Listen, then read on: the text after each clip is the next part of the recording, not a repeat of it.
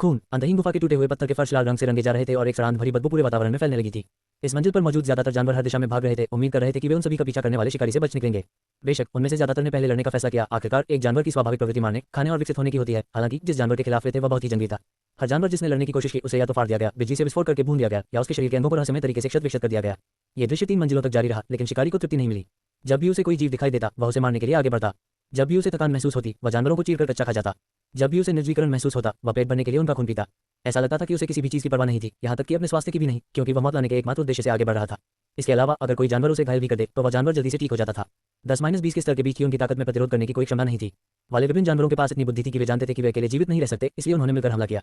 30 जानवरों के एक समूह ने एक साथ मिलकर एक को घेर लिया। हालांकि ये 30 का समूह ही था जो वास्तव में डर महसूस कर रहा था।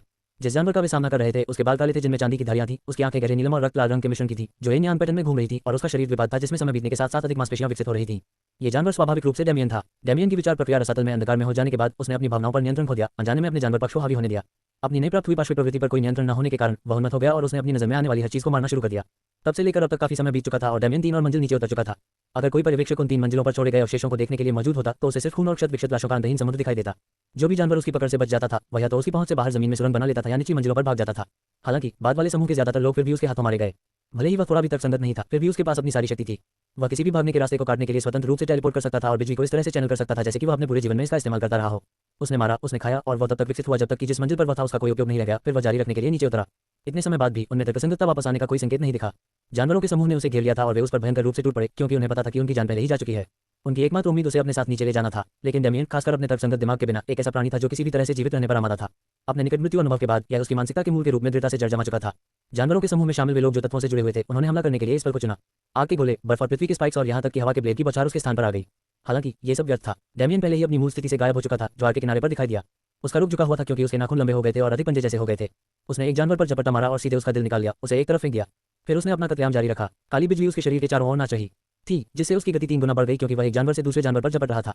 उसकी हरकतें पूरी तरह से आदिम थी, लेकिन खून के बवंडर के बीच कुशलता से चलते हुए वह बेहद खूबसूरत लग रहा था। जहां जहां से वह गुजरा वहां जानवरों के कटे फटे अंग और रंग बिखरे पड़े थे। मूल रूप से 30 जानवरों की भीड़ कुछ ही मिनटों में आधी हो गई थी। डेमियन को आसानी से बचता देख जानवरों ने तत्वों पर हमला करना छोड़ दिया और उसे कमजोर करने के लिए अपने शरीर की ताकत का इस्तेमाल किया। उसके शरीर पर लगातार कई तरह के पंजे, खुर और पंजे गिर रहे थे, जिससे उसके शरीर पर अनगिनत घाव हो गए। हालांकि इससे कोई फर्क नहीं पड़ा। डेमियन के आसपास सिर्फ उसी स्तर के जानवर थे, इसलिए वह लगभग अजय था। उसका पुनर्जन्म निष्क्रिय रूप से उसे लगी हर चोट को ठीक कर रहा था, जिससे उसके शरीर पर एक भी निशान नहीं रह गया। कुछ ही मिनटों बाद डेमियन ने अपने आसपास के हर जानवर को मार डाला था, यहाँ तक कि उनको भी जो उस जानवर समूह का हिस्सा नहीं थे जिसने उस पर हमला किया था। उसने मुड़कर क्षत विक्षत मांस और अंगों के टुकड़ों को देखा जो मूलतः सूखी जमीन पर बिखरे पड़े थे और सुंदरता हुआ अगली मंजिल की ओर बढ़ गया। जानवरों को खाने के जरिए निरंतर विकास के एक निश्चित बिंदु के बाद डेमियन ने एक तरह की छठी इंद्रिय विकसित कर ली थी, जिससे उसे पता चल जाता था कि किसी जानवर का मांस और खून उसके लिए फायदेमंद है या नहीं। यही कारण था कि अपनी उन्नत अवस्था में भी डेमियन कभी भी एक मंजिल पर ज्यादा देर तक नहीं रुका था। जो डेमियन दूसरी मंजिल पर लगभग मर गया था उसकी तुलना वर्तमान में मौजूद डेमियन से नहीं की जा सकती। अपने शरीर को मजबूत करने के लिए एक निश्चित विधि और अपने स्थानिक आत्मीयता से संबंधित प्रथम श्रेणी प्राप्त करने के साथ उसकी पूरी क्षमता आखिरकार सामने आ गई। ये पहले उल्लेख किया गया था कि अपने शरीर की सीमाओं के बिना डेमियन ने यह सिद्धांत बनाया था कि उसके पास से लेना और जिनकी प्रतिद्वंद्वी प्रतिभा होगी, हालांकि वह बहुत गलत था। उसकी प्रतिभा उन दोनों से कहीं ज्यादा थी और उसकी स्थानिक आत्मीयता सबसे दुर्लभ तत्वों में से एक थी। अब जब वह विकास और वर्ग उन्नति के माध्यम से ताकत हासिल करने के लिए 2 अलग अलग शक्ति प्रणालियों का पालन कर सकता था तो उसकी विकास दर उसे एक सर्वोच्च प्रतिभा के रूप में प्रतिष्ठित करेगी। हालांकि डेमियन को इसकी कोई परवाह नहीं थी। वह लगातार हत्या करता रहा, खाता रहा और विकसित होता रहा। बीच बीच में वह स्तर भी हासिल करता रहा क्योंकि वह कालकोठरी से नीचे उतरता रहा। डेमियन की मुख्य चेतना वर्तमान में खून से भरी दुनिया में फंसी हुई थी। जब उसकी पार्श्विक प्रवृत्ति ने उसे नियंत्रित किया तो वह अचानक यहाँ प्रकट हुआ। उसे पता ही नहीं चला कि क्या हो रहा है। जब उसने हिलने की कोशिश की तो उसे एहसास हुआ कि उसका शरीर अर्धाकाशीय था और ऐसा लग रहा था कि उसका अस्तित्व समाप्त हो रहा है। हालांकि वह इस दुनिया में अकेला नहीं था, क्योंकि उसने जल्द ही एक विशाल भेड़िए को खोज लिया जिसे उसने कुछ मिनट पहले ही मारा था। भेड़िए ने उस पर हमला कर दिया था और दोनों के बीच एक और भयानक लड़ाई शुरू हो गई थी। लेकिन जैसे ही डेमियन भेड़िए को मारने में कामयाब हुआ, जो अपने जीवित समकक्ष की तुलना में बहुत कमजोर था, उसके चारों ओर अधिक से अधिक जानवर दिखाई देने लगे। इस प्रकार डेमियन एक ऐसी लड़ाई में फंस गया जिसका अंत कभी नहीं होता। हर बार जब वह एक जानवर को मारता तो दूसरा जानवर हमेशा के लिए प्रकट हो जाता। उसे सिर्फ 1 या 2 घंटे की राहत मिलती थी जब उसका शरीर नीचे की मंजिल पर उतर रहा होता था। इस चक्र के जारी रहने से वह धीरे धीरे अपना मानसिक संतुलन खोने लगा। डेमियन को पता नहीं था कि इस अंतहीन राक्षसी ज्वार से बचने के अलावा उसके पास कुछ भी सोचने की गुंजाइश नहीं थी। ये दुनिया उसकी चेतना के सागर के समान थी। हर बार जब वह किसी जानवर को खा जाता और खुद को और विकसित करता तो उसकी पार्श्विक प्रवृत्ति बढ़ती जाती। हर जानवर जो दिखाई देता था वह बस इसी इच्छा की अभिव्यक्ति थी। डेमियन की खून की दुनिया में लड़ाई जीवित रहने के लिए नहीं बल्कि मानसिक संतुलन के लिए थी। अगर वह इन जानवरों के हाथों मर जाता है तो वह हमेशा के लिए अपनी पार्श्विक प्रवृत्ति पर ही जीवित रहेगा। एक इंसान के रूप में उसके विचार और भावनाएं खत्म हो जाएंगी। इस प्रकार डेमियन ने एक साथ 2 कभी न खत्म होने वाली लड़ाइयां जारी रखी। एक का लक्ष्य विकास और शक्ति प्राप्त करना था और दूसरा अपनी इच्छा शक्ति को बनाए रखना था। इसी तरह समय बीतता गया और डेमियन ने 2 और मंजिलें जीत लीं। अपने आसपास खून से लथपथ दीवारों की परवाह किए बिना वह अगली मंजिल की ओर बढ़ता रहा। हालांकि यह मंजिल बाकी मंजिलों से अलग थी। अब तक उसने जो अंतहीन गुफा देखी थी उसके बजाय यह मंजिल लगभग एक शहर के आकार की थी।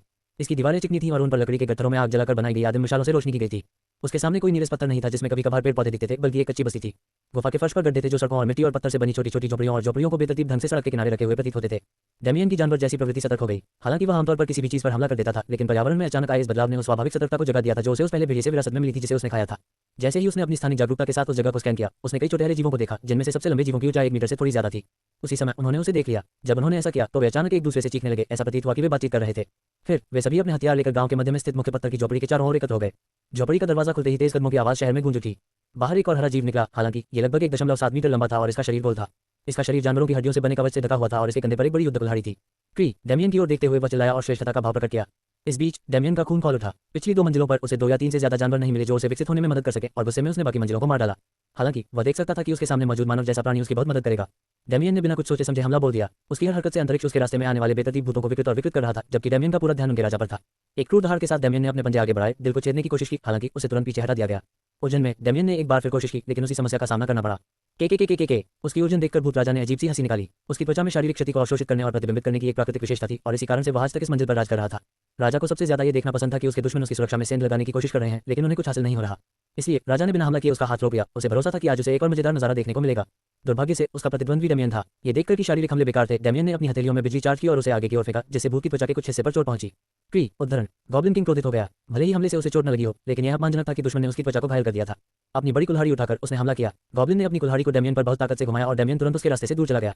भूत के पीछे आकर उसने उसका सिर पकड़ लिया और उसकी खोपड़ी में बिजली दौड़ा दी। हालांकि हमले से कोई नुकसान नहीं हुआ, लेकिन ये भूत को 1 सेकंड के लिए लकवाग्रस्त करने में कामयाब रहा। उसने जो छेद बनाया था उसका इस्तेमाल करते हुए डेमियन ने भूत की बांह पकड़ी और दबाव का इस्तेमाल करते हुए जगह को विकृत कर दिया, जिससे बांह पेस्ट की बोरी में बदल गई।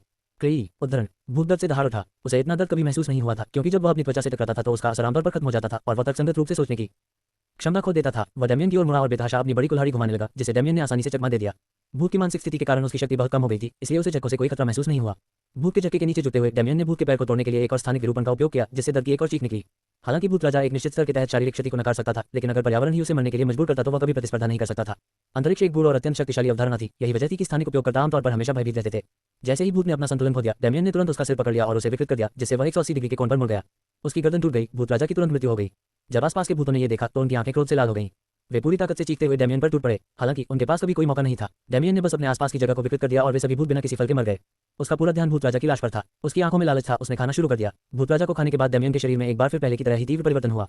हालांकि यह उतना बुरा नहीं था, लेकिन दर्द अभी भी बहुत ज्यादा था। इस बिंदु तक जानवरों को खाने से केवल उसके शरीर को मजबूती मिली थी। उसकी संरचना में कोई बदलाव नहीं आया था, लेकिन ऐसा लगता था कि जो अनोखे गुण उसे बेहतर बनाने में मदद करते थे वे हमेशा इस प्रकार के उत्परिवर्तन का कारण बनते थे। डेमियन जब जमीन पर गिरा तो उसकी मांसपेशियां, टेंडन और ऊतक लगातार खिंचते और संकुचित होते रहे। जब वे समाप्त हो गए तो उन्होंने भी भूत राजा के पास मौजूद अवशोषण और प्रतिबिंब की संपत्ति प्राप्त कर ली थी। और जैसा कि भेड़िए के साथ हुआ था, उसकी शून्यकाया सक्रिय हो गई और उसने भूत राजा के अवशेषों को उसके उत्परिवर्तन में सहायता करने के लिए सार में बदल दिया। जैसे जैसे उसका शरीर विकसित होता गया, डेमियन ने एक बार फिर रक्त जगत में भूत राजा से लड़ाई की। ये भूत राजा केवल अपनी सहज प्रवृत्ति का प्रकटीकरण था। उसके पास उसकी अनूठी विशेषता नहीं थी। उसकी मृत्यु के साथ डेमियन अंततः फर्श पर गिर गया। मुझे नहीं पता कि इस रहस्यमय स्थान में प्रवेश करने के बाद से कितना समय बीत चुका है, लेकिन मैं अभी भी अपने शरीर के साथ जुड़ाव महसूस कर सकती हूँ। राहत के इन छोटे क्षणों में डेमियन ने अपनी परिस्थितियों के बारे में सोचना शुरू कर दिया था और जो कुछ हुआ था उसके बारे में एक सामान्य विचार तैयार कर लिया था। मैं पागल हो गया था। मुझे नहीं पता कि वास्तव में क्या हो रहा है, लेकिन मुझे यकीन है कि हाल ही में मुझे जितने भी जानवरों को मारना था वे सभी पहले ही एक बार मारे जा चुके थे। लेकिन ऐसा लगता है कि यह चक्र आखिरकार खत्म हो गया है। मेरे शरीर के साथ संबंध के कारण मुझे जो भी तीव्र पीड़ा महसूस हो रही है वह मेरे लिए उस पर नियंत्रण पाने का अवसर है। विकास प्रक्रिया उसके शरीर की संरचना में एक पूर्ण परिवर्तन होने के कारण स्वाभाविक रूप से पूरा होने में समय लगेगा और इस दौरान डेमियन ने नियंत्रण हासिल करने के लिए ध्यान लगाया। जब उसने ऐसा किया तो उसे इस रक्त जगत को बनाने वाले को मारने की इच्छा महसूस हुई। मैं समझ गया। तो इस पूरे समय मैं अपनी पार्श्विक प्रवृत्ति से लड़ रहा था। डेमियन ठंडे पसीने में भीग गया था। अगर मैं यहाँ मर गया होता तो मेरा अहंकार मिट जाता। कितना डरावना है, लेकिन अब इससे कोई फर्क नहीं पड़ता क्योंकि मैं पहले ही जीत चुका हूँ। डेमियन की आंखें खुल गईं। मैंने पहले ही इस वृत्ति पर काबू पा लिया है। अब बस इतना ही बचा है कि इसे अपने तर्कसंगत दिमाग के सामने झुकने के लिए मजबूर करूँ। डेमियन ने ये सोचा। उसने अपनी पूरी आभा छोड़ दी और अपने आसपास के स्थान को विकृत कर दिया। यह मेरा दिमाग है, मेरा शरीर। मैं डेमियन वॉर्ड कभी भी एक साधारण जानवर जैसा कुछ नहीं बनूंगा। मेरे लिए टूट जाओ। डेमियन ने अपनी पूरी सांस के साथ दहाड़ते हुए जमीन पर जोरदार मुक्का मारा। तुरंत ही खून की दुनिया में दरार पड़ने लगी। मैं कुछ ऐसा बनूंगा जिसकी प्रशंसा स्वर्ग भी करेगा। मैं एक जानवर की प्रवृत्ति से नियंत्रित होने की हिम्मत कैसे कर सकता हूँ। जैसे ही डेमियन ने यह सोचा, उसकी दृष्टि काली हो गई और विकास की असीम पीड़ा ने उसे अभिभूत कर दिया। डेमियन को जानवरों की लहरों के खिलाफ अपनी अंतहीन लड़ाई पर यादों का एक झोंका महसूस हुआ। ये स्वाभाविक रूप से उसकी उन्नत अवस्था में किए गए कार्यों के रिकॉर्ड थे। यद्यपि विकास का दर्द अभी भी मौजूद था, लेकिन एक ही समय में घटित 2 यादों को एकीकृत करने के दर्द की तुलना में ये कुछ भी नहीं था। डेमियन को अब अपने उत्पाद का एहसास हो गया था, लेकिन जो कुछ हुआ था उससे वह बहुत आश्चर्यचकित नहीं था, क्योंकि उसने उस पार्श्विक प्रवृत्ति के प्रकटीकरण से लड़ाई लड़ी थी जो उसे नियंत्रित कर रही थी। वह इस बात से ज्यादा हैरान था कि उसने अभी एक फ्लोर बॉस को हराया था। इसका मतलब था कि वह एक ऐसी मंजिल पर था जो 10 के गुणक में थी। हालांकि उसके गिरने की लंबाई ज्ञात होने के कारण उसे नहीं पता था कि वह कौन सी मंजिल थी। हालांकि मैं अपने शरीर पर फिर से नियंत्रण पा चुका हूं, फिर भी मुझे पहले की तुलना में हत्या करने की तीव्र इच्छा महसूस होती है। साथ ही एक नजर से भी यह स्पष्ट है कि मेरा शरीर बदल गया है। डेमियन ने अपने नाखूनों को देखा, जिन्हें अब पंजे कहना ज्यादा उचित था। फिर उसने एक विचार के साथ उन्हें वापस खींच लिया। हालांकि वापस खींचने योग्य पंजे बहुत अच्छे हैं। मुझे वुल्वरिन या कुछ ऐसा महसूस हो रहा है। वैसे भी मुझे अपने उत्पाद के बाद अपनी स्थिति में आए बदलावों की जांच करनी चाहिए। स्थिति डेमियन वॉर्ड, आधा मानव आधा जानवर। पुरुष, आयु 17, अब फ्यूचर द्वारा विज्ञापन, स्तर 26, स्थानिक जादूगर, अनुभव मूल्य 365/9000। शीर्षक bearer of the world physique evolver. संबद्धता अंतरिक्ष बिजली। शारीरिक बनावट 0 शारीरिक बनावट। जादुई शक्ति 1350। STR 180। AGI 150। DF 200। संख्या 130। DEX 180। कौशल टेलीपोर्टेशन स्तर 4, टेलीकिनेसिस स्तर 1, पुनर्जनन स्तर 6, तलवार महारत स्तर 3, खतरे का एहसास स्तर 6, भक्षण स्तर 1। अब फ्यूचर द्वारा विज्ञापन। डेमियन अपनी प्रगति से संतुष्ट था। हालांकि यह सच था कि वह अपनी मानसिक स्थिति में ठीक नहीं था, लेकिन ऐसा लग रहा था कि उसमें काफी सुधार हुआ है। उसके अधिकांश सुधार विकास से आए, क्योंकि उसने हर उस जानवर को खा लिया जो उसके शरीर को अधिक शक्तिशाली बनाता था, लेकिन जो जानवर उसके विकास में मदद नहीं करते थे या जिन्हें उसने अनुक्रोध में मार दिया था, वे एक सब में बदल गए। इस प्रकार उसके स्तर की तुलना में उसका शरीर अत्यंत मजबूत था और ऐसा प्रतीत होता था कि अब वह प्रथम श्रेणी की सीमा के भीतर अधिकांश जानवरों के साथ समान रूप से लड़ सकता था। उसने अपने शरीर की नई विशेषताओं को भी देखा। अब उसके पेट की मांसपेशियां पूरी तरह से बन चुकी थीं और उसका शरीर ऐसा लग रहा था जैसे कि उसे व्यायाम से नहीं बल्कि तराशा गया हो। उसकी ऊंचाई भी 1.9 मीटर बढ़ गई थी। अगर उसका हाथ नहीं होता तो यह एक संपूर्ण शरीर होता। संरचनात्मक रूप से भी यह अलग था। गॉब्लिन किंग की अवशोषण और प्रतिबिंब की अनूठी विशेषता के साथ उसका पूरा शरीर अधिक निपुण हो गया था। उसे लगा कि पर्याप्त प्रशिक्षण के साथ वह असंभव कोनों पर मुड़ सकता है और चकमा दे सकता है जिससे उसके दुश्मन चौंक जाएंगे। डेमियन ने जिस दूसरी चीज पर ध्यान दिया वह थी उसकी कुशलता। उसकी टेलीपोर्टेशन की रेंज काफी बढ़ गई थी, जो 7 किलोमीटर तक पहुंच गई थी, जबकि उसकी टेलीकिनेसिस का इस्तेमाल अब ज्यादा बहुमुखी तरीके से किया जा सकता था, जैसे कि जब वह भूतों को मारने के लिए अंतरिक्ष को विकृत करता था। चूंकि उसने कभी तलवार का प्रयोग नहीं किया था, इसलिए उसकी कुशलता में स्पष्ट रूप से कोई सुधार नहीं हुआ था, लेकिन उसकी खतरे की अनुभूति में काफी प्रगति हुई थी और उसे लगा कि वह इसका प्रयोग करके 1 किलोमीटर के दायरे में किसी भी पूर्व ज्ञान को भांप सकता है। उसका पूरा ध्यान अपने नए कौशल पर था। उसे इस बात का अंदाजा था कि यह क्या करता है, लेकिन फिर भी उसने सुनिश्चित करने के लिए जांच की। भक्षण, शीर्षक, इवॉल्वर और शून्यकाया के बीच तालमेल के कारण एक नया कौशल बनाया गया है। ये कौशल विकास करते समय उपभोग प्रक्रिया को प्रतिस्थापित करता है और उपयोगकर्ता की आवश्यकताओं को प्राथमिकता देने के लिए विकास को अनुकूलित करने में मदद करता है। एक अद्वितीय कौशल के निर्माण के कारण आपकी किंवदंती आगे बढ़ी है। डेमियन खुश था कि उसे यह हुनर मिल गया। अब जब उसे अपनी समझदारी वापस मिल गई थी तो वह इस तरह के आदिम तरीके से व्यवहार करना जारी रखने के लिए निश्चुक था। आखिरकार कोई भी सामान्य इंसान जानवरों को चीरकर कच्चा खाने का आनंद नहीं लेगा। इसके अलावा चूंकि यह कौशल उसकी आवश्यकताओं के अनुरूप भस्म ऊर्जा को अनुकूलित करता था, इसलिए वह शारीरिक रूप से जानवरों का खून खाने और पीने की आवश्यकता के बिना अपनी भूख और प्यास को शांत कर सकता था। वह अपनी उन्नत अवस्था में जो समय बिताता था उसकी वजह से उसके मन में एक हल्का आघात सा रह गया था। अब उसे खून के प्रति थोड़ी घृणा होने लगी थी, जो उसके विकास के लिए उपयोगी नहीं था। अपने आसपास की चीजों को देखते हुए डेमियन ने देखा कि फर्श पर कई भूत-प्रेत बिखरे पड़े हैं। भले ही वे मुझे मजबूत बनने में मदद न करें, लेकिन वे इस कौशल को परखने का एक अच्छा मौका है। डेमियन को कमरे के बीच में सभी शवों को इकट्ठा करने में कुछ समय लगा। जब वह काम पूरा कर चुका तो उसने ढेर पर अपना हाथ रखा और अपना हुनर दिखाया। भक्षण, एक अथा काला कोहरा उसके हाथ से बाहर निकल आया और एक विशाल संरचना बन गई जो किसी भयानक जानवर के जबड़े जैसी लग रही थी। फिर कोहरा आगे बढ़ा और पूरे ढेर को अपने घेरे में ले लिया। डेमियन महसूस कर सकता था कि विदेशी मैना उसके शरीर में प्रवेश कर गई है और उसके शरीर में समा गई है, जबकि इसका एक बड़ा हिस्सा उस गुण को मजबूत करता है जो उसने गॉब्लिन किंग से प्राप्त किया था। लेकिन सबसे दिलचस्प बात यह थी कि इसका अधिकांश हिस्सा उसे पोषण प्रदान करने में चला गया। डेमियन को तुरंत बहुत हल्का महसूस हुआ, जैसे कि उसकी पीठ से कोई पहाड़ उतर गया हो। ऐसा लगता है कि मेरे शरीर में बहुत सारी छिपी हुई थकान जमा हो गई थी, जिसे मैं केवल महीनों के अंदर ही नरसंहार के रूप में ही मान सकता हूँ।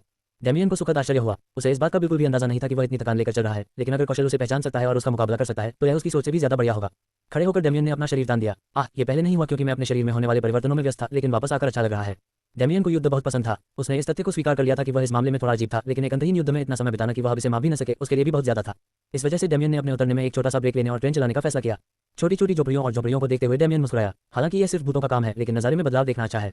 शायद निचली मंजिलों पर मैं कुछ और भी दिलचस्प चीजें देख सकूं। जब वह भूत राजा की झोपड़ी में दाखिल हुआ तो उसकी मुस्कान और भी चौड़ी हो गई। उसने तुरंत बाकी सब कुछ अनदेखा कर दिया और आगे की ओर मुक्का मारा और एक नर्म सतह पर उतरा।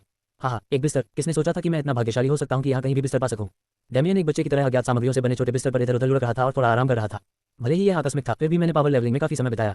मुझे लगता है कि मुझे एक ब्रेक लेना चाहिए और अपनी तलवारबाजी कौशल को बराबर लाना चाहिए और अपनी लड़ाई शैली को निखारना चाहिए। बेकार के विचार सोचते हुए डेमियन ने अपनी आंखें बंद कर लीं और सो गया। कई महीनों की थकान के बाद आखिरकार उसके शरीर और दिमाग को आराम मिला और उसने एक अच्छा सपना देखा।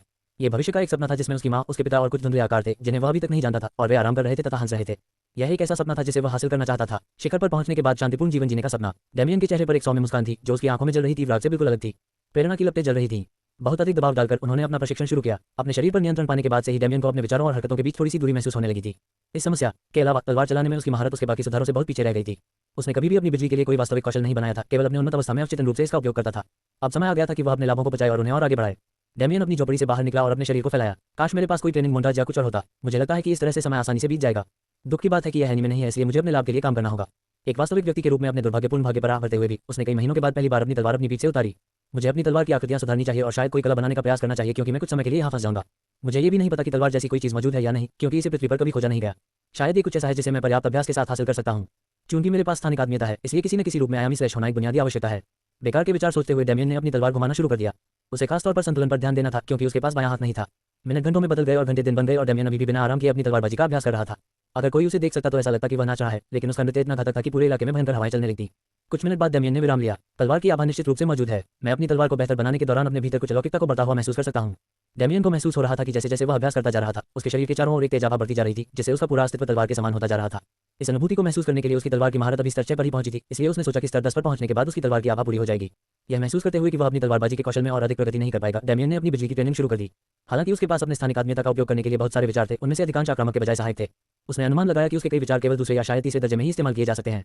अपनी बिजली को बुलाकर वह उसके उपयोग पर विचार करने लगा। मेरी ब्लैक लाइटनिंग गति से ज्यादा शक्ति पर केंद्रित है। हालांकि यह मेरी गति बढ़ा सकती है, लेकिन मैंने पहले ही इसके लिए तरीका खोज लिया है। अभी के लिए बस इसे आंतरिक रूप से प्रसारित करना ही पर्याप्त है। मैं इसे अपने हथियार में डालकर ज्यादा पैट और क्षति भी पहुंचा सकता हूँ। अब उसे ऐसे आक्रमणों की आवश्यकता थी जो उसकी बिजली का बाह्य रूप से प्रयोग कर सके। इसलिए डेमियन ने विचारों के लिए पृथ्वी पर देखी गई विभिन्न एनीमे, प्रकाश उपन्यासों और पौराणिक कथाओं पर विचार करना शुरू कर दिया। आखिरकार भले ही वे काल्पनिक थे, लेखकों और रचनाकारों ने हमलों की व्यवहारिकता पर काम करने में बहुत समय लगाया ताकि उनके पाठकों को ये शिकायत न हो कि यह बहुत वास्तविक है। डेमियन की आंखें चमक उठी क्योंकि उसके मन में एक विचार आया।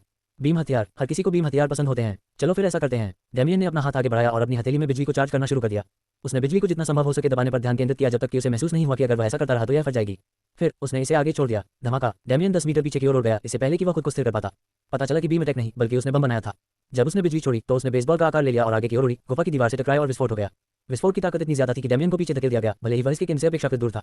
उसे वह नहीं मिला जो वह चाहता था, लेकिन उसे कुछ उपयोगी चीज मिल गई।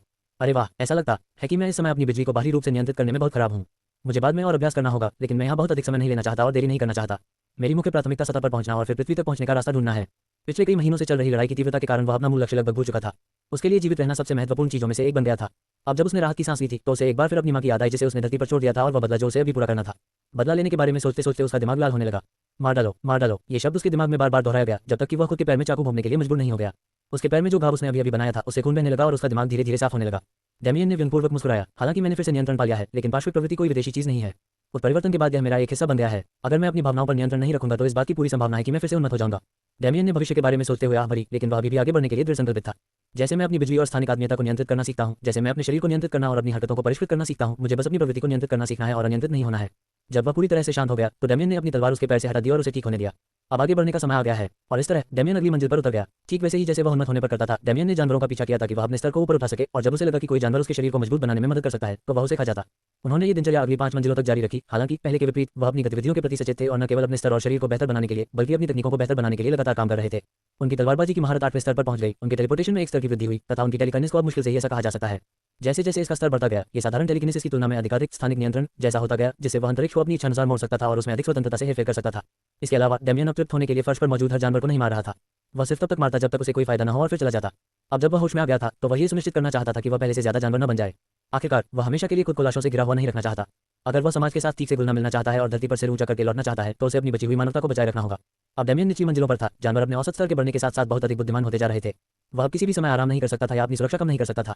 जैसे ही वह ऐसा करता, उस पर कई जानवरों द्वारा हमला किया जाता जो उसे ताकतवर होने के कारण एक खजाने के रूप में देखते थे। वह अपने उत्पाद के दौरान जितनी तेजी से फर्श साफ कर सकता था उतनी तेजी से नहीं कर पाता था। हालांकि यह पूरी तरह से उस पर निर्भर करता था कि वह कब नीचे उतरे, लेकिन ऐसा करने से पहले वह हमेशा ये सुनिश्चित करता था कि वह अपनी मौजूदा मंजिल पर सबसे मजबूत प्राणी है। उसे किसी भी स्थिति के लिए तैयार रहना था और इस तरह डेमियन ने अपनी दिनचर्या जारी रखी। वह मारता, खाता और वह आगे बढ़ता और विकसित होता। वह कभी नहीं सोता था और अपनी थकान को केवल अपने खाने के कौशल से प्राप्त ऊर्जा के माध्यम से दूर करता था। जैसे जैसे वह आगे बढ़ता गया उसे एक आंतरिक अनुभूति होने लगी। आमतौर पर जब उसे यह आंतरिक अनुभूति होती थी तो यह अशुभ होती थी, जैसे कि जब वह कालकोठरी में फंसा हुआ था या जब उसे मृत्यु के निकट का अनुभव हुआ था। लेकिन इस बार मामला अलग था। इस बार उसकी आंतरिक भावना उसे बता रही थी कि एक अवसर उसका इंतजार कर रहा है। लगभग 1 महीना और बीत गया। वर्तमान में डेमियन ने 4 मंजिलें पार कर ली थी और वह अगले बॉस रूम की ओर बढ़ रहा था। हालांकि उसे संदेह था कि उसे कोई परेशानी होगी, ये देखते हुए कि उसने नीचे उतरने से पहले कितनी तैयारी की थी। जैसे जैसे वह ढलान से नीचे उतर रहा था जो अगली मंजिल की ओर जाता था, वह उस वातावरण के बारे में सोच रहा था जो वह नीचे जाते समय देख रहा था। आश्चर्यजनक रूप से कालकोठरी के सबसे उजाड़ क्षेत्र ऊपरी मंजिलें हैं। जानवरों के जीवित रहने का एकमात्र तरीका एक दूसरे को खाना और विकसित होना है। हालांकि जितना मैं नीचे आता हूं उतनी ही अधिक वनस्पति मुझे आसपास दिखाई देती है। यदि यह ऐसा है तो शायद निचली मंजिलों पर भी ऐसे क्षेत्र होंगे जहां राक्षसों ने एक स्थिर पारिस्थितिकी तंत्र का निर्माण किया है, न कि मृत्यु और अस्तित्व की भूमि जिसकी मैं आदी हो गई हूं। पिछली 9 मंजिलों पर उसने कई तरह के पौधे और घास उगते हुए देखे। सबसे आखिरी मंजिल पर तो एक पेड़ भी था। उसने सोचा कि अगली 20 मंजिलों में उसे कई सालों बाद पहली बार जंगल देखने को मिलेगा। बेकार के विचार सोचते हुए डेमियन अगली मंजिल पर पहुंच गया। उसने देखा कि भूत गांव के विपरीत पिछली मंजिल पर यह गांव अंधेरे में घिरा हुआ था। डेमियन ने बॉस फ्लो में प्रवेश करते समय किसी भी घात का शिकार न होने के लिए सतर्कता से आगे बढ़ना शुरू कर दिया। उसने अपनी स्थानिक जागरूकता को यथासंभव आगे बढ़ाया और जो उसने देखा उसे उसका चेहरा पीला पड़ गया। यद्यपि पहले कभी इसका उल्लेख नहीं किया गया था क्योंकि डेमियन को इसके बारे में सोचने की कभी आवश्यकता महसूस नहीं हुई, फिर भी उसे मकड़ियों से अत्यंत तार्किक भय था। लेकिन यह उस प्रकार का भय नहीं था जिसमें वह भागकर दूर भागता, बल्कि यह उस प्रकार का भय था जिसमें वह किसी भी मकड़ी को मारने के लिए किसी भी संभव साधन का उपयोग करता ताकि अस्तित्व में मकड़ियों की संख्या को यथासंभव कम किया जा सके। उसने बॉस के पूरे फ्लो पर क्या देखा? जाल। हर दिशा में उसने जाल बिछा हुआ देखा ताकि कोई भी शिकार जो बदकिस्मत होकर उनके चंगुल में आ जाए उसे फंसाया जा सके। सौभाग्य से डेमियन ने जाला बनाने वाली मकड़ी को नहीं देखा, अन्यथा वह पूरी तरह होश में होने के बावजूद पागल हो जाता। डेमियन बिना किसी कारण के बहुत ज्यादा घबरा गया। इस फ्लोर पर बॉस चाहे जो भी हो, उसने उसे आसानी से हराने की क्षमता विकसित कर ली थी। हालांकि एक कारण था कि उसका डर तरकीन माना जाता था। अचानक डेमियन ने अपनी तलवार को अपनी बाईं ओर मारा जिससे बिजली की एक लहर निकली, लेकिन उसे कुछ भी नहीं लगा। मकड़ी डेमियन की हरकतों पर प्रतिक्रिया देखकर हैरान थी, लेकिन वह चिंतित नहीं थी। वह एक विशेष प्रकार की आंखों के साथ पैदा हुई थी जिससे वह अपने प्रतिद्वंद्वी की हरकतों का अनुमान लगा सकती थी और किसी भी झूठी बात को देख सकती थी। इसके कारण इसने अपने स्तर के अधिकांश जानवरों की तुलना में बेहतर बुद्धि विकसित कर ली थी और ये देखते हुए कि डेमियन इसकी तुलना में बहुत अधिक शक्तिशाली था, इसने इस लड़ाई को जीतने के लिए अपनी आंखों और बुद्धि का उपयोग करने का फैसला किया। कई मिनट बीत गए लेकिन डेमियन को अभी भी मकड़ी नजर नहीं आई थी। उसने महसूस किया था कि वह 3 या 4 बार हमला करने की कोशिश कर रही थी, लेकिन जब भी उसने जवाबी हमला किया तो वह कभी भी उसी स्थिति में नहीं थी। डेमियन को चिढ़ होने लगी थी। आमतौर पर वह अपने आसपास की जगह को विकृत कर देता था ताकि मकड़ी दबाव से कुचल जाए, लेकिन वह शांत होकर नहीं सोच रहा था। कई मिनट तक इसी तरह की हरकत करने के बाद डेमियन अपना आपा खो बैठा। चलो छोड़ो, मैं इस मकड़ी को नरक से भी आगे उड़ा दूंगा और नरक से भी गहरे स्थान पर ले जाऊंगा। डेमियन ने लगातार बिजली को इकट्ठा किया, दबाया और छोड़ा, जिससे बिजली की गोलियां बनी जो फर्श से होकर गुजरी। धमाकों की एक श्रृंखला गूंज उठी जिससे धूल और मलबे के बादल चारों ओर उड़ने लगे। और उस धूल और मलबे के बीच डैमियन ने मकड़ी को देखा। आखिरकार उस कशप्रती को देखकर जिसे उसे मारना था वह तुरंत टेलीपोर्ट हो गया। मकड़ी घबरा गई। उसने अनुमान लगाया था कि वह डैमियन को धक्का देने के बाद उसे मारने के लिए अपने जहर का इस्तेमाल कर सकती है, लेकिन उसने कभी भी मकड़ियों के प्रति उसकी अत्यधिक नफरत का अनुमान नहीं लगाया था। जैसे ही उसने जीत के लिए नए रास्ते तलाशने शुरू किए, उसे अपने पेट में तेज दर्द महसूस हुआ। डैमियन इस समय एक प्राइमर की तरह व्यवहार कर रहा था। उसने अपनी तलवार नीचे फेंकी और लगातार अपनी मुट्ठी से मकड़ी के शरीर पर प्रहार किया। बीच बीच में वह हवा में टेलीपोर्ट हो जाता और उसके सिर पर जोरदार लात मारता। मकड़ी विष और घात लगाने की रणनीति में माहिर थी, इसलिए उसकी शारीरिक क्षमता इतनी विकसित नहीं थी और डैमियन अपनी बिजली से भरी तलवार के एक दो वार से लड़ाई को समाप्त कर सकता था, लेकिन वह बहुत अधिक क्रूर था। अब जब मकड़ी उसकी मुट्ठी में थी तो वह उसे भागने नहीं देता था। जब भी मकड़ी भागने की कोशिश करती, वह उसके सामने आ जाता और अपनी क्रूर पिटाई जारी रखता। मकड़ी सिर्फ इस बात पर विलाप कर सकती थी कि उसे ऐसे शैतान का सामना करना पड़ा और आश्चर्य करती कि उसने ऐसा क्या किया था कि उसे ऐसी सजा मिल रही थी। सौभाग्यवश उसे अधिक समय तक टिकने की आवश्यकता नहीं पड़ी। डैमियन ने उसके सिर पर एक आखिरी जोरदार मुक्का मारा, जिससे उसकी खोपड़ी कुचल गई और वह मर गया। हाँ, एक और संकट का खात्मा। डैमियन मुस्कुराया। ऐसा लग रहा था कि उसे खुद पर गर्व है, लेकिन फिर उसने मकड़ी की लाश को घृणा से देखा। वह वास्तव में मकड़ी को खाना नहीं चाहता था। उसे लगा कि मकड़ी के गुण अपनाना उसके रिकॉर्ड पर दाग होगा, लेकिन वह जानता था कि उसे और मजबूत होना होगा। अब जब उसने मानवता के लिए अभिशाप को खत्म कर दिया था तो उसका तर्कसंगत दिमाग फिर से नियंत्रण में आ गया था। डैमियन ने अपना हाथ आगे बढ़ाया और वह खुला हुआ छायादार मुंह एक बार फिर से बन गया, जिसने मकड़ी को पूरी तरह से निगल लिया। डैमियन ने मानसिक रूप से अपने शरीर में अत्यधिक दर्द महसूस करने के लिए खुद को तैयार कर लिया था, लेकिन वह बिल्कुल भी तैयार नहीं था। इस बार उसके शरीर का विकास न्यूनतम था, क्योंकि मकड़ी का शरीर भी मजबूत नहीं था। इसके बजाय डैमियन को अपनी आंखों में एक जलन भरा दर्द महसूस हुआ, मानो वे तीव्र गर्मी से पिघल रही हों और एक ही समय में तत्वों के झुंड ने उन्हें बार-बार डंक मारा हो। कालकोठरी में बिताए गए समय के दौरान उसे जो तीव्र पीड़ा सहनी पड़ी थी, उसे देखते हुए डैमियन ने कभी यह आशा नहीं की थी कि वह उस स्तर तक पहुंच जाएगा जिसे वह दोबारा नहीं झेल पाएगा, लेकिन वास्तविकता ने उसे गलत साबित कर दिया। उस समय उसकी आंखों में जो दर्द था, उसे देखकर उसे सचमुच एक छोटी बच्ची की तरह चीखने और फर्श पर लौटने का मन कर रहा था, लेकिन उसने अपने होंठ तब तक काटे जब तक कि उसमें से खून नहीं निकलने लगा। घंटों बाद उसका विकास समाप्त हो गया। अपनी आंखों को ढंकने वाले हाथ को हटाते हुए उसने धीरे धीरे अपनी आंखें खोली। जब उसने ऐसा किया तो उसके पास आश्चर्य में डूब जाने के अलावा कोई विकल्प नहीं था। अब वह जो दुनिया देख रहा था वह पहले की दुनिया से बिल्कुल अलग थी। वह अंधेरा जो लगभग अथाह लगता था, अब कोई समस्या नहीं थी और वह सब कुछ ऐसे देख सकता था जैसे दिन का उजाला हो। इसके महत्व को कम करके नहीं आंका जा सकता। जब से वह फंसा था, डैमियन केवल स्पष्ट रूप से देख सकता था क्योंकि उसकी आंखें पर्यावरण के अनुकूल हो गई थी और उसकी इंद्रियां उसके पहले उत्परिवर्तन से तेज हो गई थी, लेकिन उसने जो वातावरण देखा वह अभी भी उदास और अंधकार में था। अब उसके आसपास की गुफा का हर विवरण साफ साफ देखा जा सकता था। पीले भूरे रंग की गुफा की दीवारों में हर दरार, धूल का हर कण जो उसके पिछले उत्पाद से उड़ गया था, छत और फर्श पर चिपके हर छोटे पौधे का जीव, ये सब इतना साफ था मानो वह उन्हें माइक्रोस्कोप से देख रहा हो। हालांकि ये तो केवल सती पहलू थे। जब डैमियन ने अपना हाथ हिलाया तो उसे अपने आसपास के स्थान में भौतिक तरंगें दिखाई देने लगी। स्थानिक परतें जिन्हें वह पहले केवल ध्यान या एकाग्रता के समय ही महसूस कर पाता था, अब उसे स्पष्ट रूप से दिखाई देने लगी। इससे भी ज्यादा चौंकाने वाली बात यह थी कि चारों ओर रंग बिरंगी रोशनी की लहरें फैल रही थी। गुफा की दीवारों और छतों से पीली रोशनी निकल रही थी। हवा में हल्का हरा रंग दिखाई दे रहा था और फर्श पर पड़े मलबे पर बैंगनी रंग के धब्बे बिखरे हुए थे। बैंगनी रंग के ये धब्बे बिजली के वो धब्बे हैं जो मैंने पहले छोड़े थे जब मैंने इस जगह पर बमबारी की थी। तो ये धरती होगी और यह हवा है। हाँ, यह अद्भुत है। हालांकि डैमियन को इससे पहले भी कई खास चीजें मिली थी, लेकिन उसे लगा कि ये आंखें अब तक का उसका सबसे उपयोगी विकास थी। अचानक एक होलोग्राफिक विंडो दिखाई दी, जिसने उसे उसकी कल्पना से बाहर निकाल दिया। उपयोगकर्ता को सब कुछ देखने वाली आंखें नामक विशेषता प्राप्त हुई है। सभी को देखने वाली आंखें उपयोगकर्ता के भीतर एक निष्क्रिय विशेषता के साथ प्रतिध्वनित होती हैं। विशेषता और सीइंग आइज ने निष्क्रिय विशेषता के साथ अनुनाद पूरा कर लिया है। विशेषता ने विकसित होने की क्षमता प्राप्त कर ली है और इसे उपयोगकर्ता की स्थिति के कौशल अनुभाग में दिखाया जाएगा। एक विकसित विशेषता बनाने के लिए दुनिया पृथ्वी से पहला मानव होने के कारण उपयोगकर्ता की किंवदंती को बढ़ाया गया है। डैमियन मुस्कुराया। हालांकि वह नहीं जानता था कि वह निष्क्रिय विशेषता क्या थी, लेकिन वह जानता था कि एक बार जब वह उसे खोज लेगा तो यह एक अच्छी बात होगी। उन्होंने एक ऐसा गुण भी प्राप्त कर लिया था जिसे वे विकसित कर सकते थे, जो कि गॉब्लिन किंग के गुण के विपरीत था, जो केवल अपने बराबर या उससे निम्न स्तर के लोगों पर ही काम करता था, चाहे वह कितना भी शक्तिशाली क्यों न हो। डैमियन की मुस्कान और चौड़ी हो गई। भले ही यह आंख की शक्ति वह अवसर था जिसे वह हाल ही में महसूस कर रहा था, वह संतुष्ट होगा। लेकिन ये देखते हुए कि उसकी भावना बनी हुई है, वह आने वाले समय के लिए उत्साहित था। ये सोचते हुए कि आखिरकार उसकी किस्मत कैसे बदलने लगी, डैमियन नीचे उतरता रहा। अगले कुछ महीनों तक डैमियन ने अपने शिकार का भरपूर आनंद लिया। उसकी नई आंखों ने उसे हर चीज को देखने में मदद की, जिससे उसका दैनिक जीवन आसान हो गया। वह एक नजर में ही बता सकता था कि कौन सा जानवर उपयोगी है या नहीं, और वह घात लगाकर किए जाने वाले हमलों से पूरी तरह सुरक्षित था। उसकी आंखें जब उसके खतरे की भावना के साथ मिल जाती थी तो उसे ऐसी सुरक्षा मिलती थी। इस प्रकार वह कभी कभी उचित नींद लेने के लिए अपने दिन में से कुछ घंटे निकाल लेते थे। हालांकि इस सहजता ने उन्हें फर्श साफ करने में लगने वाले समय को कम करने में मदद नहीं की। जैसा कि उन्होंने पहले ही अनुमान लगा लिया था, वे जितना नीचे उतरे उतनी ही अधिक वनस्पति और स्थिर पारिस्थितिकी तंत्र बनते देखे। इसके कारण उस पर लगातार हमला नहीं हो रहा था जैसा कि वह करता था, तथा उसे शिकार के लिए सक्रिय रूप से जानवरों की तलाश करनी पड़ती थी। 5वीं मंजिल से शुरू होकर दूसरे दर्जे के जानवर दिखाई देने लगे। पहले तो डैमियन इन जानवरों से बेहद सावधान था। आखिरकार अपने वर्ग स्तर से ऊपर के जानवर के साथ उसके पहले अनुभव ने उसे लगभग मार डाला था, लेकिन उसकी आंखों में एक प्रकार का आभा डिटेक्टर था जो उसे बता देता था कि वह लड़ाई में जीत सकता है या नहीं। प्रत्येक व्यक्ति ने यह आसान है से लेकर यह असंभव है तक की भावना व्यक्ति और डैमियन को 5वीं मंजिल पर जो प्रथम श्रेणी के जानवर मिले, वे सभी यह आसान है श्रेणी में थे। कालकोठरी में एकमात्र इंसान होने के नाते उसके पास ये समझने के लिए कोई तुलना का आधार नहीं था कि वह कितना शक्तिशाली हो गया है। हालांकि उसकी मन संबंधी क्षमताएं अभी भी प्रथम श्रेणी के शिखर के भीतर थी, लेकिन उसका भौतिक शरीर उस स्तर से कहीं आगे निकल गया था। 35वीं मंजिल पर मौजूद द्वितीय श्रेणी के प्रवेश स्तर के जानवरों ने उसके लिए कोई समस्या उत्पन्न नहीं की, और चूंकि उसने आगे बढ़ने से पहले उन्हें खा लिया, इसलिए बाद में आए शक्तिशाली द्वितीय श्रेणी के जानवर भी उसे परेशान नहीं कर सके। और इस तरह कई महीनों बाद वह 9वीं मंजिल पर पहुंच गया, जो उसकी 30वीं मंजिल से बस थोड़ी ही दूर थी, और उसका स्तर 42 हो गया।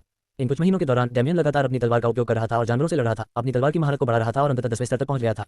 जब उसने ऐसा किया तो उसे लगा कि उसके शरीर में एक बिल्कुल नई सनसनी फैल गई है।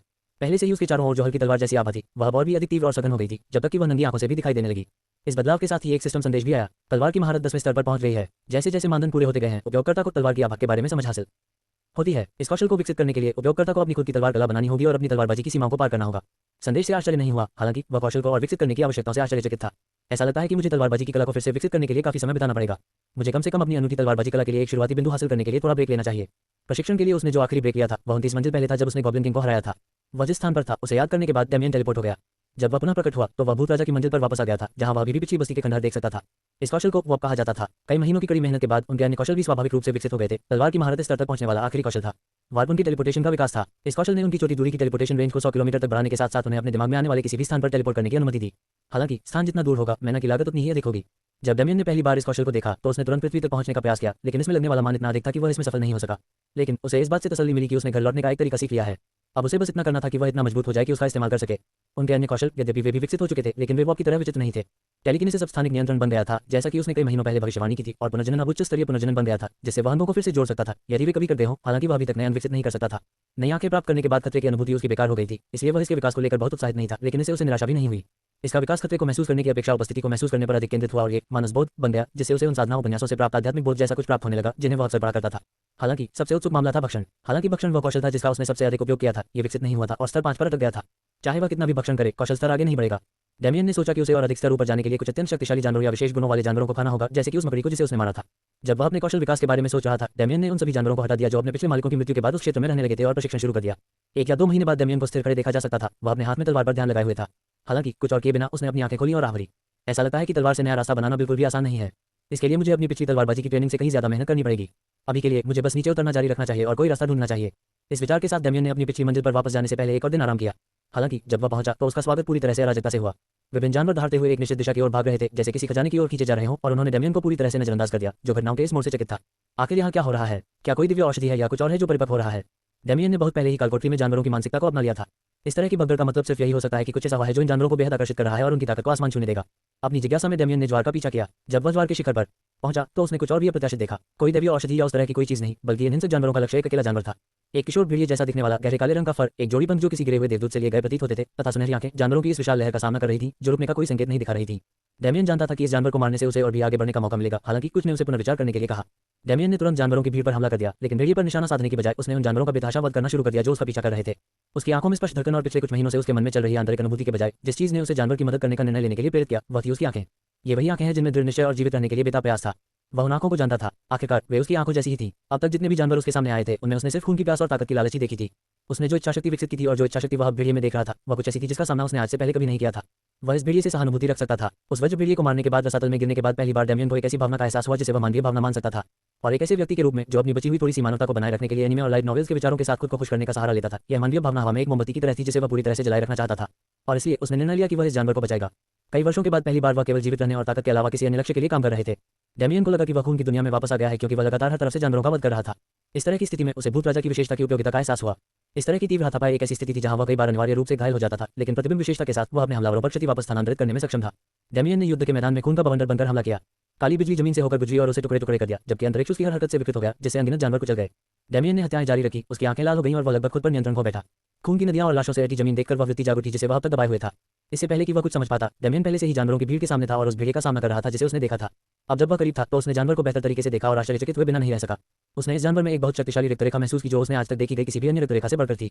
अजीब बात यह थी कि उसे इस रक्तरेखा को खाने की कोई इच्छा नहीं हुई। विचार सोचने का समय नहीं था। डेमियन के पहले के उत्पाद के बावजूद जानवरों का ज्वार अभी भी उग्र था। ये जानवर अपने जीवन की परवाह किए बिना काम कर रहे थे। लगभग ऐसा लग रहा था जैसे कि अगर वे भेड़िए को नहीं पकड़ते तो उन्हें मरना तय था। डेमियन ने समय बर्बाद न करते हुए भीड़ पर बिजली के बमों से हमला करना शुरू कर दिया, जिससे कोई क्षति हुई। साथ ही उसने अपने स्थानिक विरूपण और तलवार कौशल का उपयोग करते हुए पास आने वाले किसी भी जानवर को मार डाला। इस तरह कई घंटे बीत गए और डेमियन अभी भी लड़ रहा था। डेमियन के लिए सहनशक्ति कभी भी कोई समस्या नहीं थी, क्योंकि वह मारे गए जानवरों के शवों को खाकर इसे फिर से हासिल कर सकता था। फिर भी डेमियन इस निरंतर ज्वार से उबने लगा था। इनमें से कोई भी जानवर इतना शक्तिशाली नहीं था कि वह लंबे समय तक उसका मनोरंजन कर सके, लेकिन वे इतनी संख्या में आ रहे थे कि यदि भेड़िया उसे नहीं लड़ रहा होता तो उसे भी परेशानी होती। अब फ्यूचर द्वारा विज्ञापन। यह एहसास होने के बाद भी कि डेमियन उसकी तरफ से लड़ रहा है, भेड़िए ने कोई प्रतिक्रिया नहीं की। डेमियन की तरह ही जो अपने पतन की शुरुआत में था, भेड़िया केवल जीवित रहने पर ध्यान केंद्रित कर रहा था। लड़ाई जारी रही और एक पूरे दिन की लगातार लड़ाई के अंत में भेड़िया पूरी तरह थक चुका था। वह उस समय मरने के लिए तैयार था, लेकिन उसके आश्चर्य की बात यह थी कि जो भी जानवर उसके पास आने की कोशिश करता था, वह रहस्यमय तरीके से क्षत-विक्षत लाश में बदल जाता था। ये स्वाभाविक रूप से डेमियन का काम था। उनके नए विकसित स्थानिक नियंत्रण कौशल ने उन्हें अपने आत्मीयता के उपयोग में बहुत अधिक परिवर्तनशीलता दी और विशिष्ट क्षेत्रों के आसपास विरूपण क्षेत्र बनाना उनके लिए अपेक्षाकृत आसान था। एक और दिन बीत गया और जानवरों की भीड़ आखिरकार कम होने लगी और बिखरने लगी। इस समय तक डेमियन ने संभवतः इस मंजिल पर मौजूद अधिकांश जानवरों को मार डाला था, जिसके कारण यह स्थिति पैदा हुई। ज्वार खत्म होते ही भेड़िया उठ खड़ा हुआ और डेमियन से दूर हो गया। उसे सावधानी से देखने लगा। भले ही उसने पहले भी उसकी मदद की हो, लेकिन भेड़िए ने हमेशा यही माना था कि वह सिर्फ उसकी लाश को अपने लिए लेना चाहता था। डेमियन भेड़िए के व्यवहार को देखकर व्यंग्यपूर्वक मुस्कुराया। अगर यह कोई और जानवर होता तो वे इस धारणा में सही होते, क्योंकि डेमियन दया दिखाने वाला नहीं था।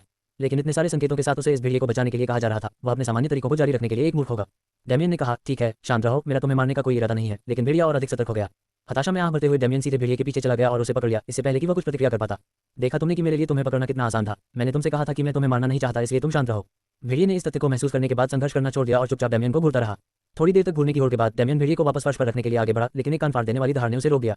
डेमियन ने घबराकर अपना सिर उठाया और एक ऐसा नजारा देखा जिसे वह कभी नहीं भूल पाएगा। ढलान से जो अगले बॉस फ्लो की ओर जाता था, एक बहुत बड़ा जानवर आया। एक ऐसा जानवर जो उसने अब तक देखे गए किसी भी जानवर से बड़ा था। इसकी ऊंचाई 50 मीटर थी और लंबाई भी उतनी ही थी। इसके 4 पैर थे और यह स्याही जैसे काले रंग के शिल्पों से ढका हुआ था, और डेमियन की नजर में सबसे ज्यादा चमकने वाली चीज थी इसके पंख। चमगादड़ जैसे पंखों की एक बड़ी जोड़ी, एक ड्रैगन, डेमियन ने चिल्लाते हुए कहा और उसकी आंखें धड़कने लगीं। ये धड़कन उस धड़कन के बिल्कुल विपरीत थी जो उसने भेड़िए को देखते समय महसूस की थी। अगर उसे अवसर के संकेत के रूप में माना जाता तो इस धड़कन का सिर्फ एक ही शब्द में अनुवाद किया जा सकता था, भागो। ड्रैगन जैसे प्राणी की गति पागलपन भरी थी। थंडरवुल्फ के साथ अपनी पहली लड़ाई की तरह ड्रैगन ने उसकी टेलीपोर्टेशन के कुछ सेकंड के भीतर उसे पकड़ लिया, लेकिन पैमाना अलग था। हर बार जब वह उसे पकड़ता तो वह अपने पैरों को पटक देता और उसे कुचलने की कोशिश में हल्के भूकंप पैदा करता। हालांकि उसकी मानसिकता पहली बार की तुलना में बहुत अधिक दृढ़ थी। डेमियन ने अपना धैर्य बनाए रखा और सोचा कि वह इस स्थिति से कैसे बच सकता है। भाड़ में जाओ, यहाँ कुचले जाने से तो भेड़िए ने जो कुछ भी किया होगा उससे भी बदतर मौत होगी। मुझे चाहिए। लेकिन उसकी सोच तब समाप्त हो गई जब उसने महसूस किया कि एक तीव्र खिंचाव उसे एक निश्चित दिशा में आकर्षित कर रहा है। यह कोई शारीरिक खिंचाव नहीं था, बल्कि इस मंजिल पर किसी चीज के प्रति उसकी स्थानिक आत्मीयता की प्रतिक्रिया थी। बाकी सब कुछ अनदेखा करते हुए डेमियन उस दिशा में भाग गया।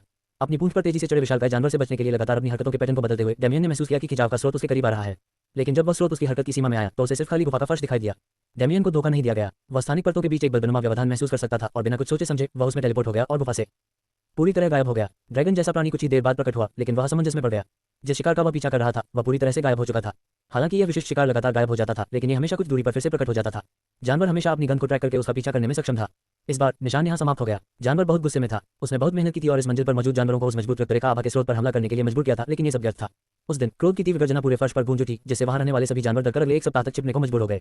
हालांकि दहाड़ का स्रोत आराम करने और तैयारी करने के लिए बॉस फ्लो पर वापस चला गया था, जब तक कि उसे आभा वापस आती महसूस नहीं हुई।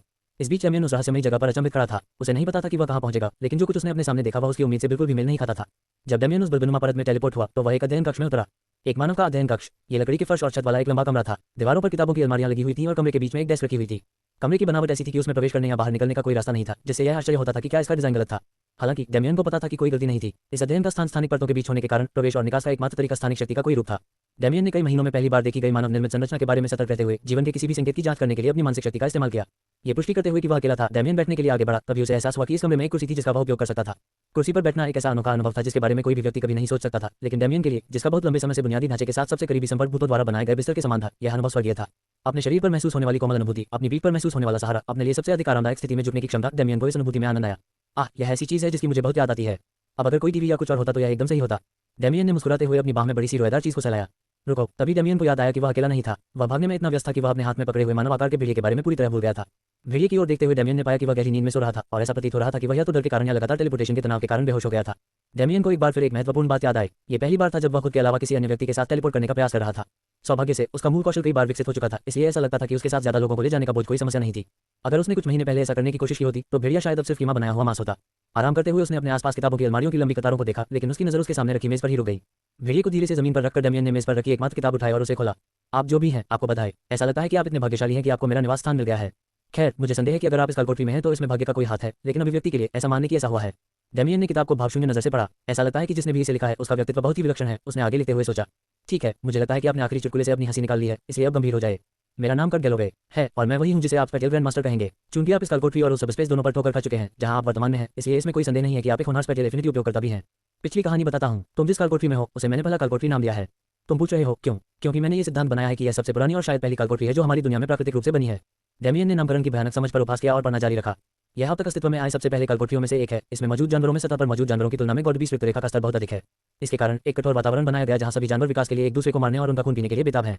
मैं इस कालकोठरी में विशुद्ध संयोग से आया था, लेकिन मेरे प्रवेश पर मुझे एहसास हुआ कि यहाँ रहने वाले जानवर वास्तव में कितने शक्तिशाली हैं। आखिरकार मैंने सोचा था कि इस कालकोठरी में सबसे शक्तिशाली जानवर जो 100वीं मंजिल पर रहता है, 5वीं कक्षा में एक देवता स्तर का अस्तित्व है। ये पहली बार था जब डेमियन ने सुना था कि इस कालकोठरी में कुल कितनी मंजिलें हैं और इससे वह पूरी तरह निराश महसूस कर रहा था। 5वीं श्रेणी का अस्तित्व, मुझे इस स्तर तक पहुंचने में कितना समय लगेगा? लेकिन डेमियन बिना कुछ किए निराश होने वालों में से नहीं था, इसलिए उसने पढ़ना जारी रखा। इस कालकोठरी में प्रवेश करने का मेरा उद्देश्य अपने लिए एक जानवर साथी ढूंढना था, और अभी हाल ही में मुझे एक ड्रैगन मिला। हाँ, एक असली ड्रैगन। कैसा लगा? क्या तुम्हें जलन हो रही है? डेमियन ने अपनी आंखें घुमाई। कोहम, खैर चलिए जारी रखते हैं। मैंने कई साल उन लोगों की तलाश में बिताए हैं जिन्हें मैं अपनी विरासत सौंप सकता हूँ। हालांकि मैं कभी भी किसी उपयुक्त व्यक्ति को नहीं ढूंढ पाया। इस कारण से मैंने हमारी दुनिया के कई अलग अलग क्षेत्रों में इस तरह के उपस्थान रखे हैं जो केवल उन लोगों के लिए सुलभ है जिनके पास स्थानिक विशेषता के लिए अत्यधिक उच्च आत्मीयता है। इस उपस्थान के अंदर मैंने उपस्थान निर्माण पर अपनी अंतर्दृष्टि और अपनी कई अन्य प्रतिष्ठित क्षमताएं छोड़ी हैं। कुछ खजाने जो आपके आगे के मार्ग में आपकी सहायता करेंगे और हमारी दुनिया में महत्व की हर चीज के बारे में जानकारी छोड़ी है।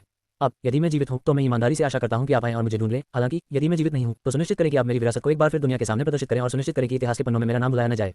कट गैलोवे PS, मुझे यकीन है कि आप उस क्लिफहैंगर से वाकई डर गए होंगे जो मैंने 100वीं मंजिल के बारे में छोड़ा था, है ना? क्या आप नहीं डरे थे? वैसे भी आपको इसके बारे में चिंता करने की जरूरत नहीं है क्योंकि मैंने 50वीं मंजिल पर एक टेलीपोर्टेशन एरे स्थापित किया है। बस बॉस को हरा दें और आपके लिए सतह पर एक त्वरित यात्रा इंतजार कर रही है। ठीक है, इस बार असली अलविदा। डेमियन ने आखिरी अंश पढ़ते हुए हताशा में आह भरी, लेकिन उसकी आंखें चमक उठी। उसे आखिरकार कालकोठरी से बाहर निकलने का रास्ता मिल गया था, और इतना ही नहीं, उसे अपनी स्थानिक क्षमता और उस नई दुनिया के बारे में अपने ज्ञान को बढ़ाने का रास्ता भी मिल गया था जिसमें वह था। इस तरह उसे बिना सोचे समझे कुछ ऐसा कहने की जरूरत नहीं पड़ेगी जो उसे नहीं कहना चाहिए, और वह अचानक मारा नहीं जाएगा। डेमियन ने एक बार फिर अपने चारों ओर किताबों की अलमारियों की कतारों को देखा तो वह मुस्कुराए बिना नहीं रह सका। तो फिर मुझे लगता है कि अब वास्तविक जीवन की जानकारी जुटाने का समय आ गया है। डेमियन ने जब किताबों की अलमारियों को खंगाला तो पाया कि वहाँ सचमुच हर चीज के बारे में ज्ञान था, दुनिया के इतिहास और सत्ता संरचना से लेकर लोगों के विभिन्न व्यवसायों तक। पुस्तक अलमारियों का एक अन्य भाग पुनः स्थानिक आत्मीयता और इसके उपयोग के विभिन्न तरीकों को समर्पित था। डेमियन ने किताबों की अलमारियों को खंगाला तो उसने एक ऐसा खंड देखा जो जानवरों को वश में करने पर केंद्रित था। भेड़िए को देखते हुए जो अभी भी शांति से फर्श पर सो रहा था, डेमियन ने सोचा कि इस क्षेत्र में अध्ययन करना बुरा विचार नहीं होगा। यद्यपि उन्हें जो जानकारी मिली उसमें से अधिकांश उनके लिए बेकार थी, क्योंकि उन्हें पशुओं को पालतू बनाने के काम को पेशे के रूप में अपनाने में कोई रुचि नहीं थी। फिर भी उन्होंने समान रथ संधि नामक एक अनुष्ठान ढूंढ निकाला। ये समझौता बाद में उपयोग के लिए एकदम सही प्रतीत हुआ, इसलिए उन्होंने इसे एक तरफ रख दिया और फिर उस जानकारी को पढ़ने लगे जो उन्हें सबसे महत्वपूर्ण लगी। पढ़ते समय डेमियन को सुखद आश्चर्य हुआ। डेमियन जिस दुनिया में फंसा हुआ है उसे एपिरोन कहते हैं और इसे एक विशिष्ट काल्पनिक दुनिया माना जा सकता है। जाहिर है उन्होंने सिस्टम का नाम एपिरोन रिकॉर्ड्स रखा था और दुनिया का नाम भी उसी के अनुरूप बदल दिया था। चूंकि उन्हें लगा कि यह नाम इसे सिर्फ सिस्टम कहने से ज्यादा अच्छा है, इसलिए उन्होंने अब से इसे इस्तेमाल करने का फैसला किया। ये दुनिया हजारों साल पहले जागृत हुई थी और इस पर 5 विशाल साम्राज्यों का शासन है, जिनमें से सबसे मजबूत एरियर साम्राज्य है, जिसमें लगभग 1/3 भूमि एक वनाच्छादित पशु क्षेत्र है, जिस पर 4वीं श्रेणी के जानवरों का शासन है जिन्होंने अपना मानव रूप प्राप्त किया है। दुनिया में कई अन्य जातियां भी निवास करती थीं, मुख्य रूप से कल्पित बौने और पशु मानव। प्रत्येक जाति की अपनी विशेषता थी और वे एक दूसरे से अलग रहना पसंद करते थे, लेकिन आश्चर्य की बात यह है कि उनके बीच बहुत अधिक नस्लवाद नहीं था। इसके अलावा अन्य शीर्ष शक्तियां भी हैं, जैसे कि एडवेंचरस गिल्ड, सहायक गिल्ड जैसे कि एल्केमिस्ट और फौज मास्टर गिल्ड और कई व्यापारी संघ। इन शक्तियों में से एडवेंचरस गिल्ड को सबसे मजबूत माना जाता है, जिसके प्रमुख के रूप में एक आधा चरणीय देवता है। जैसा कि पहले बताया गया है, इस दुनिया में कई चतुर्थ श्रेणी के प्राणी हैं और उन्हें दुनिया का सर्वोच्च स्तर माना जाता है। वाले आम नागरिकों ने अभी तक अपना प्रथम श्रेणी भी हासिल नहीं किया है, जबकि प्रथम श्रेणी सबसे आम है। द्वितीय श्रेणी के व्यक्तियों को आमतौर पर ए और एस रैंक के सबसे निचले स्तर के साहसी लोगों के रूप में माना जाता है, और तृतीय श्रेणी में एस और एस रैंक शामिल हैं। वर्तमान में इस ग्रह पर कोई भी 5वीं श्रेणी का प्राणी जीवित नहीं है, लेकिन ऐसा कहा जाता है कि अतीत में यहाँ 1 या 2 ऐसे प्राणी निवास करते थे। 5वीं कक्षा को देवता स्तर माना जाता है और देवता स्तर तक उन्नति की विधि केवल उन्हीं को पता होती है। ये भी कहा जाता है कि अधिकांश देवता स्वर्गीय दुनिया की यात्रा करना चुनते हैं जहाँ सभी शीर्ष विशेषज्ञ रहते हैं। इतना पढ़ने के बाद डेमियन ने सोचा कि वह कुछ देर आराम करेगा, इससे पहले कि बहुत सारी जानकारी से उसका सिर फट जाए। उसने पाया कि इस दुनिया के रीति रिवाज पृथ्वी से बहुत अलग नहीं है, लेकिन इसकी पदानुक्रम और ताकत बहुत अलग है। आखिरकार अगर वह भी धरती पर वापस चला जाता तो डेमियन सबसे ताकतवर इंसानों में से एक होता, लेकिन यहाँ वह सिर्फ एक चींटी था। डेमियन ये सोचकर मुस्कुराया। मजबूत प्रतिद्वंद्वी, बेहतर मुकाबले और बहुत ज्यादा मजा। डेमियन ने दुनिया के पावर स्केलिंग से यही समझा था। डेमियन को अपने अध्ययन से यह भी पता चला कि वह इस समय 39वीं मंजिल पर था, जिससे ड्रैगनॉइड जानवर, जिसके बारे में उसने अब पता लगा लिया था कि वह एक वाइवरन था, 40वीं मंजिल का बॉस बन गया। अरे क्या मैं पहले ही 40वीं मंजिल पर चढ़ गया। मैं कसम खाता हूं कि भूत राजा 10वीं मंजिल का बॉस था, लेकिन मुझे लगता है कि वह 20वीं मंजिल का था। ऐसा लगता है कि यह इतना आसान होने का एकमात्र कारण मेरे उत्पाद से मिली तीव्र शक्ति थी। जब उसने इस पर थोड़ा विचार किया तो उसे समझ में आने लगा। भूत राजा की शारीरिक विशेषता जिसे उसने चुराया था, उपयोगकर्ता के स्तर पर या उससे कम स्तर के लोगों के खिलाफ बेहद उपयोगी थी। यहाँ तक कि पहले जानवरों के ज्वार के खिलाफ उसकी लड़ाई में इस क्षमता ने अकेले ही कुछ जानवरों की मौत का कारण बना था। अब जबकि एक और रहस्य सुलझ गया था, उसके सामने मुख्य सवाल यह था कि कितना समय बीत चुका है। खून की दुनिया में प्रवेश करने के बाद समय की उसकी समझ पूरी तरह से पटरी से उतर गई थी। इसे अभी के लिए एक तरफ रखते हुए डेमियन ने आगे कहा। जैसे ही डेमियन ने सहायक व्यवसायों के बारे में पढ़ना शुरू किया, भेड़िया धीरे धीरे जाग गया। जब वह जाग गया तो वह तुरंत वापस कूद गया और युद्ध के लिए तैयार हो गया। उसे समझ में नहीं आ रहा था कि पिछले कुछ दिनों में जो कुछ भी हुआ उसके बाद उसने खुद को क्यों सोने दिया, लेकिन वह अभी मरने के लिए तैयार नहीं थी।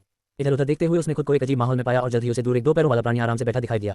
इसके साथ ही उसकी यादें उसके सामने आने लगीं। डेमियन से उसकी मुलाकात से लेकर वाइवन के प्रकट होने और उसके हाथ में बेहोश हो जाने तक की घटनाओं से लेकर उसे सब कुछ याद था। सारी जानकारी प्राप्त करने के बाद उसने अपनी सतर्कता थोड़ी कम कर दी। आखिरकार ये प्राणी उसे सोते समय कई बार मार सकता था, लेकिन वह महसूस कर सकती थी कि उसे मुश्किल से छुआ भी गया था। डेमियन पढ़ने में इतना तल्लीन था कि उसे ये सब होते हुए पता ही नहीं चला, लेकिन उसने जल्द ही अपनी किताब खत्म कर ली और ऊपर देखा तो पाया कि दूसरी जोड़ी आंखें उसकी ओर देख रही थी। ओह, तुम जाग गए, डेमियन ने आश्चर्य से कहा। अच्छा, सबसे पहले क्या तुम मेरी बात समझ सकते हो? भेड़िए ने धीरे से स्वीकृति में सिर हिलाया। हालांकि डेमियन उसकी बुद्धिमत्ता से थोड़ा आश्चर्यचकित था, लेकिन उसे यह पागलपन नहीं लगा। आखिरकार उसने जानवरों के एक पूरे राष्ट्र के अस्तित्व के बारे में सीखा था, जिनके नेताओं ने मानव रूप भी धारण कर लिया था। डेमियन ने कुछ देर सोचा और फिर साफ साफ कहने का फैसला किया। ये थोड़ा अचानक हो सकता है, लेकिन मैं तुम्हारे साथ एक समझौता करना चाहता हूँ। ये समझौता हमें जुड़ेगा और हम आज से साथी बन जाएंगे। तो तुम क्या कहते हो? डेमियन द्वारा इस्तेमाल किए गए कुछ शब्दों को लेकर भेड़िया थोड़ा उलझन में था, लेकिन उसे स्थिति का सार समझ में आ गया। ये सुनकर कि उसे इस प्राणी के साथ किसी तरह का रिश्ता बनाना होगा जिसे वह नहीं जानती, उसने जोर से अपना सिर हिलाकर मना कर दिया। ठीक है, मैं तुम्हारी नापसंदगी को समझता हूँ, लेकिन मेरी बात सुनो। तुम्हारे पीछे बहुत सारे जानवर और वह विशालकाय वाइवरन है, और मेरा लक्ष्य इस कालकोठरी से निकलने से पहले उस वाइवरन और उससे ज्यादा ताकतवर जानवरों को मारना है। डेमियन ने फुसलाया। अगर हम ये समझौता करते हैं तो हम दोनों के बचने की संभावना बेहतर होगी। इसके अलावा जब मैं सतह पर जाऊंगा तो मैं तुम्हें अपने साथ ले जा सकता हूँ। क्या तुम्हें कभी यह जानने की उत्सुकता नहीं हुई कि इन उदास गुफाओं की दीवारों के बाहर क्या दिखता है? ये देखकर कि भेड़िया अभी भी हिचकिचा रहा था, डेमियन उसे अपना जानवर साथी बनाने के लिए और भी आश्वस्त हो गया। आखिरकार इस तरह के सतर्क रवैये ने ही उसे रसातल में गिरने के बाद जीवित रहने में मदद की थी। ये सोचते हुए डेमियन ने भेड़िए को मनाना और उसे मनाने का प्रयास जारी रखा। भेड़िया सोच में पड़ गया। वह जानती थी कि वह अकेले जीवित नहीं रह सकती, क्योंकि वाइवरन उसके रक्त की आभा को महसूस कर रहा था, इसलिए मदद लेना सबसे अच्छा होगा। इसके अलावा वह इस बात में दिलचस्पी रखती थी कि द्विपाद जानवर ने उसे इस गुफा के बाहर की दुनिया के बारे में क्या बताया था। धीरे धीरे उसने अपना सिर हिलाया, समझौते के लिए अपनी सहमति व्यक्त की। बहुत बढ़िया, डेमियन ने कहा और रक्त संधि की रूपरेखा वाला कागज उठाया। इसे एक बार और पढ़ने के बाद डेमियन बोला, ऐसा लगता है कि हमें बस खून की एक बूंद लेनी है और अपनी सहमति जतानी है। बाकी सब सिस्टम कर देगा। जैसे ही उन दोनों ने उसके कहे अनुसार किया, डेमियन की आंखों के सामने एक सिस्टम संदेश उभर आया। बधाई हो, आपने एक नाम लेवल 40 फॉलन वुल्फ के साथ समझौता किया है। इस तरह की उपलब्धि हासिल करने वाले दुनिया पृथ्वी के पहले व्यक्ति के रूप में आपको अनुभव से सम्मानित किया गया है। आपकी किंवदंती को बढ़ाया गया है। इस संदेश के साथ डेमियन को विदेशी भावनाओं की लहर महसूस हुई। अनिश्चितता, संदेह, जिज्ञासा और सबसे प्रमुख जीवित रहने की तीव्र इच्छा। भेड़िए को भी ऐसी ही भावनाओं का एहसास हुआ। डेमियन से उसे चिंता, बेचैनी, दृढ़ संकल्प और एक तीव्र ज्वाला महसूस हुई जो किसी भी सूरज से कहीं ज्यादा गर्मी से चमक रही थी, जो उसकी जीवित रहने की इच्छा का प्रतिनिधित्व करती थी। जब वे अपनी भावनाएं साझा कर रहे थे, डेमियन मुस्कुराया। अच्छा, मुझे लगता है कि परिचय का समय आ गया है। मेरा नाम डेमियन वॉर्ड है और आपके साथ काम करना मेरे लिए खुशी की बात है। भेड़िया इस मुस्कान से थोड़ा चकित महसूस कर रहा था, लेकिन उलझन में था कि क्या कहना है। हालांकि वह अभी तक बात नहीं कर सकती थी, लेकिन वह अपने समझौते के माध्यम से डेमियन को अपनी भावनाएं बता सकती थी। उसकी उलझन को महसूस करते हुए डेमियन ने खुशी में अपना सिर हिलाया और पूछा, तो क्या तुम चाहती हो कि मैं तुम्हारा नाम बताऊं, या तुम खुद ही यह काम करना चाहती हो? भेड़िए की आंखें चमक उठी जब उसने सिर हिलाया, जिससे उसे एक अनोखा नाम रखने की इच्छा का पता चला। डेमियन एक बार फिर मुस्कुराया। ठीक है, तो अब से तुम्हें ज़ारा कहा जाएगा। ज़ारा ने अपनी दुम हिलाई। अपने नए नाम के प्रति संतुष्टि व्यक्त करते हुए वह आगे बढ़ी और डेमियन के पास जाकर बैठ गई। अब जब वह उसकी भावनाओं को स्पष्ट रूप से महसूस कर सकती थी, तो उसके मन में उसके प्रति कोई संदेह नहीं था। डेमियन ने अपना हाथ उसकी मुलायम फर पर फिराया और वह सोच में डूब गया। तो फिर मुझे लगता है कि अब समय आ गया है कि मैं अपना भला उचित प्रशिक्षण मोन्टाज तैयार करूं। पृथ्वी पर एक अज्ञात तहखाने में गहरे नीले बालों और मिलती जुलती आंखों वाली एक लड़की एक विशाल गाय सांप जैसे जानवर के सामने खड़ी थी। जब वह उसका सामना करने के लिए आगे बढ़ी तो उसकी आंखों में एक भयानक चमक थी। सांप ने मनुष्य को घृणा की दृष्टि से देखा। वह अकेली उसकी परत पर आई थी और उसे हराने की उम्मीद कर रही थी। वह उसे नीचे देखने से खुद को रोक नहीं सका। जैसे ही उसने अपना मुंह खोला, हरे रंग के गैसीय पदार्थ की एक धारा बह निकली जो सीधे लड़की की ओर बढ़ रही थी। हालांकि उसने अपना आक्रमण नहीं रोका। उसके शरीर पर एक हल्का नीला रंग छा गया और वह सीधे सांप की सांसों में घुस गई। हालांकि सांप अपनी आसान जीत का जश्न मना पाता, इससे पहले ही लड़की बादल से उभरी और सांप के सिर की ओर कूद पड़ी। हाँ, उद्धरण। जोर से भरी चीख के साथ उसने अपनी तलवार उठाई, जो अब रक्त लाल रंग में लिपी हुई थी, और घुमाई। स्क्री, उद्धरण। सांप ने एक तीखी चीख निकाली और उसके शरीर पर एक गहरा घाव बन गया। हालांकि उसने कुछ भी करने का मौका खो दिया था। लड़की की गति अचानक कई गुना बढ़ गई, क्योंकि वह सांप के विशाल शरीर के चारों ओर घूमती रही और उसके मांस में कई घाव कर दिए। कई मिनट तक ऐसा करने के बाद जब सांप इस लड़की से बचकर भागने में असमर्थ हो गया, जिसकी ताकत असीम थी, तो एक तलवार सीधे उसकी आंखों के बीच में घुस गई। सांप, जिसकी आंखें अनिच्छा से भरी हुई थी, बेजान होकर जमीन पर गिर पड़ा। हाँ हाँ, लड़की ने अपनी तलवार से खून पोंछते हुए हौंकते हुए कहा। अपने शरीर में शक्ति के नए स्तरों को महसूस करते हुए उसने अपनी स्थिति की जांच की। स्थिति एलेना पियर्स, इंसान, महिला, आयु 18, अब फ्यूचर द्वारा विज्ञापन, लेवल 65, युद्ध युवती, अनुभव मूल्य 20,100 शीर्षक एनए, समानताएं, प्रकाश, जीवन, शारीरिक बनावट कोई नहीं, जादुई शक्ति 1200, STR 180, AGI 190, DF 175, संख्या 195, DEX 185, कौशल पुनर्प्राप्ति स्तर 4, पवित्र जादू स्तर 1, पुनर्जनन स्तर 5, तलवार महारत स्तर 5, निर्णय स्तर 6। हालांकि वह अपनी ताकत से संतुष्ट थी, लेकिन उसे लगता था कि वह उतनी तेजी से सुधार नहीं कर रही है। डेमियन को गायब हुए 1.5 साल हो गए हैं और इस दौरान मैंने सिर्फ 30 लेवल ही हासिल किए हैं। हालांकि यह गति मेरे द्वारा देखे गए जीनियस की तुलना में असाधारण है, लेकिन ऐसा नहीं लगता कि यह पर्याप्त है। हालांकि वह इसे समझा नहीं सकती थी, लेकिन उसे हमेशा से यह एहसास था कि उसे तेजी से आगे बढ़ना चाहिए। यह एहसास वैसा ही था जैसा कि उसे बताया गया था कि डेमियन जिंदा है। हो सकता है कि वह मध्यभ्रम में थी, लेकिन उसे सचमुच ऐसा महसूस हो रहा था जैसे कि उन दोनों के बीच एक हल्का सा संबंध था, जिससे उसे पता चल रहा था कि वह उनके साथ तालमेल बिठा पाएगी या नहीं। अब फ्यूचर द्वारा विज्ञापन। डेमियन के गायब होने के लगभग 5 दिन बाद उसे अपने दिल में एक तीव्र चुभन महसूस हुई, और जब ये गायब हो गई तो उसे लगा कि वह अब और शांत नहीं बैठ सकती। वह चिपकर उन सभी उपलब्ध द्वारों पर जाने लगी जो उसे मजबूत बना सकते थे और पागलों की तरह आगे बढ़ रहे थे। इस वजह से उसका गिल्ड भी एक समस्या बन गया। वह अपना सारा समय या तो कलकोठरी के अंदर या डेमियन की मां से मिलने में बिताती थी, इसलिए वह अपेक्षाकृत पहुंच से बाहर हो गई, और गिल्ड ने इसके लिए उसे डांटना शुरू कर दिया। हॉटन समूह ने खरीद लिया था और वे उनके कुत्ते बन गए थे, जिन द्वारा लगातार उसका पीछा किए जाने से और उसके गिल्ड का समर्थन मिलने के बाद तो और भी बुरा हाल हो गया। एलेना ने फैसला किया कि अब बहुत हो चुका। उसने गिल्ड को पूरी तरह से छोड़ दिया और अकेले ही काम करने लगी। सौभाग्य से कोई भी व्यक्ति जानवरों का शिकार करके पैसा कमा सकता था और उनकी लाशों को गिल्ड एसोसिएशन की विभिन्न सहायक कंपनियों में बेचा जा सकता था, जिसने लंबे समय से अपनी प्रतिष्ठा और स्थिति को दुनिया के किसी भी अन्य संगठन से ऊपर स्थापित कर लिया था। एलेना नाराज थी, लेकिन वह इसके बारे में कुछ नहीं कर सकती थी, इसलिए उसने अपनी ताकत छिपाई और आगे बढ़ना जारी रखा। हालांकि दुनिया की नज़र में उसने अपने दोस्त की मौत के दुख के कारण एक शिकारी के रूप में अपनी कार्रवाई बंद कर दी थी। एलेना ने अपना चेहरा छिपाने के लिए हुड ऊपर किया और चुपके से कलकोठरी से बाहर निकल गई तथा डेमियन की मां से बातचीत करने के लिए एक बार फिर अस्पताल की ओर चल पड़ी। हालांकि वह प्रतिक्रिया नहीं दे रही थी, लेकिन उसकी उपस्थिति एलेना को डेमियन की याद दिलाने के लिए पर्याप्त थी। जैसे ही एलेना अस्पताल के कमरे में दाखिल हुई, जो हमेशा की तरह ही दिख रहा था, फ्रंट डेस्क पर मौजूद एक क्लर्क ने चुपके से उसका फोन पकड़ा और कॉल किया। हाँ सर, उसने कहा, जिस महिला के बारे में आप बात कर रहे थे वह भी अस्पताल में आई है। लाइन की दूसरी तरफ एक अपेक्षाकृत सुंदर आदमी था, जिसके मुड़े हुए भाव ने उसके चेहरे को पूरी तरह से खराब कर दिया था। कॉल खत्म करने के बाद जिन ने अपना फोन फर्श पर पटक दिया। अरे, वफूर अभी भी वहाँ उस कमीने की मां की देखभाल कर रही है। उसे इसके लिए पैसे कहाँ से मिलते हैं? वह शायद एक वेश्या की तरह अपना शरीर बेच रही है। जैसे जैसे समय बीतता गया, जिनकी अभिव्यक्ति और अधिक भयावह होती गई और उनकी आभा क्षीण होने लगी, जिससे उनके सहायकों और अंगरक्षकों को उनसे दूरी बनानी पड़ी। ठीक है, अब इससे कोई फर्क नहीं पड़ता। अगर वह पहले से ही दूसरों को चखने दे रही है तो इससे कोई फर्क नहीं पड़ता कि मैं थोड़ा जोर लगाऊं। हे, हाँ, गिल्ड छोड़ने के बाद से उसने लेवल भी नहीं बढ़ाया है। वह आसान शिकार होगी। जिन्हें दुष्टता से मुस्कुराते हुए खड़े हो गए। तुम सब मेरे पीछे मत आना, ये युवा मास्टर आज रात कुछ मजा करने वाला है। एलेना के शरीर को चखने के भ्रम में फंसे जिन, जिसका वह पिछले 1.5 साल से पीछा कर रहा था, अपने चारों ओर घूम रही शुभ हवा को नोटिस करने में विफल रहा। अस्पताल के कमरे में वापस आकर एलेना डेमियन की मां से बेकार की बातें कर रही थी तथा उसे दुनिया में हो रही घटनाओं के बारे में बता रही थी। हाल ही में मजबूत गेट दिखाई दे रहे हैं और कुछ तो इतने मजबूत हैं कि केवल हमारे शीर्ष विशेषज्ञ ही उन्हें बंद कर सकते हैं। सौभाग्य से मेरे लिए ये गेट ही वे हैं जो मुझे सबसे तेजी से लेवल अप करने में मदद करते हैं। एलेना ने विषय बदलने से पहले कहा, टीवी के माध्यम से करोड़पति बन गया है। क्या ये पागलपन नहीं है कि किशमिश हेरफेर जैसी मूर्खतापूर्ण शक्ति भी आपको अमीर बना सकती है? मुझे लगता है कि दुनिया हमेशा इसकी कॉमेडी और मूर्खता को पसंद करेगी। रेजिंग गेम, जैसा कि इसका शीर्षक था, उस समय इंटरनेट पर सबसे लोकप्रिय शो में से एक था। जैसे जैसे गेट और राक्षसों का खतरा अधिक गंभीर होने लगा, आम जनता अपनी चिंताओं को दूर करने के लिए इस तरह के शो की ओर मुड़ गई। आखिरकार यह एक ऐसा व्यक्ति था जो बेकार शक्तियों के दुखद भाग्य से जूझ रहा था, लेकिन वह इतना रचनात्मक था कि अपनी प्रसिद्धि और स्थिति को तब तक बढ़ा पाया जब तक कि वह शीर्ष पर नहीं पहुंच गया। मनुष्य हमेशा एक अच्छी दलित कहानी को पसंद करेंगे। हालांकि यह हम लोगों के लिए केवल मनोरंजन था। सत्ता चाहने वालों के बीच सबसे ज्यादा चर्चा का विषय फुजिमुरा रेयोतारो नामक एक जापानी व्यक्ति के बारे में था। विश्व जागृति से पहले भी रेयोतारो एक प्रसिद्ध तलवारबाज था जिसने अपने पूरे जीवन में अभ्यास किया था। एक बार जब मन को पेश किया गया तो उसने इस मार्ग पर चलना जारी रखा। वह प्रसिद्धि की ऊंचाइयों पर पहुंच गए थे और जापान के सबसे प्रतिभाशाली शिकारियों में से एक बन गए थे, और अब 6.5 साल बाद उन्होंने एक अभूतपूर्व उपलब्धि हासिल कर ली थी। रेयोतारो ने अपनी तलवार महारत कौशल को, जो तलवारबाजी में थोड़ी सी भी उपलब्धि रखने वालों में आम था, 10वें स्तर तक बढ़ा लिया था और उसने एक ऐसी चीज को अनलॉक कर लिया था जिसे वह तलवार आभा कहता था। जो लोग कभी फैंटेसी शैली में रुचि रखते थे उनके लिए स्वॉर्ड ऑरा एक व्यापक रूप से ज्ञात अवधारणा थी और इसकी खोज ने दुनिया को हिलाकर रख दिया था। आखिरकार यदि वे अवधारणाएं जो केवल कल्पना में ही प्रमुख थी वास्तविक निकली, तो क्या इसका अर्थ यह है कि पृथ्वी पर मानवता पहले से ही मन के संपर्क में थी, या क्या मानव मानस को पहले से ही मन के अनुकूल होने के लिए प्रणाली द्वारा तैयार किया गया था? इस खोज के कारण कई वैज्ञानिक अध्ययन शुरू हो गए थे और मानवता एक नए युग में प्रवेश करने लगी थी। इतनी दूर तक पहुंचने के बाद एलेना ने फैसला किया कि अब उसके जाने का समय आ गया है। वह पहले ही कई घंटों से चिल्ला रही थी और उसे लगा कि अब और चिल्लाना शर्मनाक होगा। एलेना के चले जाने के बाद कमरे के कोनों में छिपी छायाएं एक आदमी के रूप में एकत्रित हो गईं। वह आदमी, जिसकी शक्ल परछाइयों के पर्दे के पीछे छिपी हुई थी, एक रहस्यमय उपस्थिति रखता था। ऐसा लग रहा था मानो वह वास्तविकता में मौजूद भी था और नहीं भी। वह बिस्तर पर चला गया और डेमियन की मां को कुछ देर तक घूरता रहा, फिर एक गहरी सांस ली। क्लेयर, मुझे खेद है कि तुम्हें इस हालत में आना पड़ा। अगर उसके जन्म ने तुम्हारे शरीर में मौजूद सारी मर्दानगी खत्म नहीं कर दी होती तो तुम आराम से रह रही होती, लेकिन मुझे पता है कि हम दोनों में से कोई भी ऐसा नहीं चाहेगा। भले ही मैं उसकी देखभाल करने के लिए वहां न रह पाऊं, लेकिन वह मेरा गौरव और खुशी है। जैसे ही उसने कहा, उस आदमी का शरीर फीका पड़ने लगा। बस थोड़ी देर और इंतजार करो, मैं पास की दुनिया में उसकी मौजूदगी महसूस कर सकता हूँ। मुझे लगता है कि वह जल्द ही वापस आएगा और तुम्हें जगा देगा। जब तक वह बेवकूफ बच्चा उन बातों पर ध्यान देगा जो मैंने उसे बचपन में सिखाई थी, तब तक वह ठीक रहेगा। अचानक एक नर्स कमरे में दाखिल हुई। हेलो, कोई है? उसे लगा था कि उसने दरवाजे के पीछे से आवाजें सुनी है, लेकिन मिलने का समय बहुत पहले बीत चुका था। हालांकि जब वह अंदर गई तो उसने एक सोए हुए मरीज और हवा में धीरे धीरे हिलते पर्दे के अलावा कुछ नहीं देखा। वह छायादार आकृति ऐसे गायब हो गई थी मानो वह कभी अस्तित्व में ही न थी।